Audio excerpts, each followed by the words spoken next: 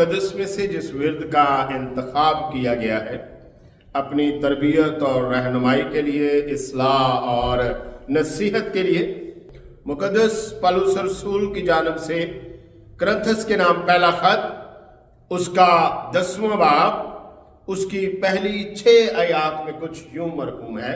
आए भाइयों, मैं तुम्हारा इससे नावाकिफ रहना नहीं चाहता कि हमारे सब बाप दादा बादल के नीचे थे और सब के सब समंदर में से गुजरे, और सब ही ने उस बादल और समंदर में मूसा का बपतिस्मा लिया, और सब ने एक ही रूहानी खुराक खाई, और सब ने एक ही रूहानी पानी पिया, क्योंकि वो उस रूहानी चट्टान में से पानी पीते थे जो उनके साथ साथ चलती थी, और वो चट्टान मसीह था।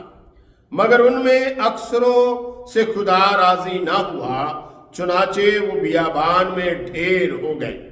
ये बातें हमारे वास्ते इबरत ठहरी, ताकि हम बुरी चीजों की ख्वाहिश ना करें जैसे उन्होंने की।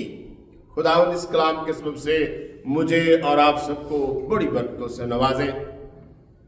आज का जो विर्द हमारे सामने है, आज का कलाम मुकद्दस का वो हिस्सा जो पढ़ा गया है, बड़ी खूबसूरती से पौलुस रसूल उस कलीसिया के सामने, उन ईमानदारों के सामने एक गुजरे जमाने की दास्तान जो है वो उनके सामने रखता है।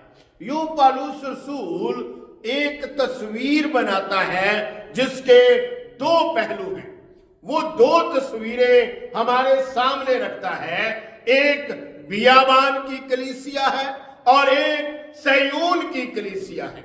एक पुराने अहद की कलीसिया है और एक नए अहद की कलीसिया है।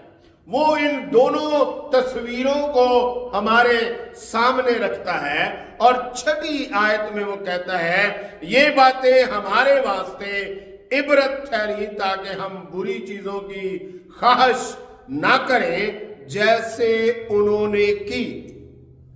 और इसी गरज से आज हमारा जो मजमून है वो है गुजरे लम्हात या जमानों से इबरत हासिल करना। गुजरे लम्हात या जमानों से इबरत हासिल करना।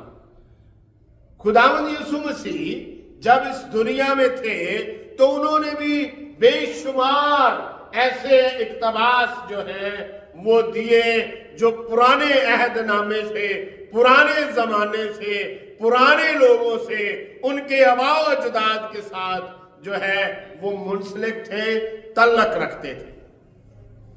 और नबी जो है वो भी पुराने किरदारों को लेकर उनसे सबक आमोज कहानियां बताकर लोगों को खुदा के कलाम से आगाही और खुदावंद के हुक्मों की पहचान जो है वो उन तक पहुंचाते थे। पौलुस रसूल जब इस कलीसिया को खत लिख रहा है तो इस कलीसिया का गुजरा हुआ जमाना बहुत खूबसूरत है। ये अपने गुजरे जमाने में ईमानदार होते हुए इनके ईमान की मशहूरी जो है वो ईमानदारों के अंदर हर एक कलीसिया में फैली हुई थी।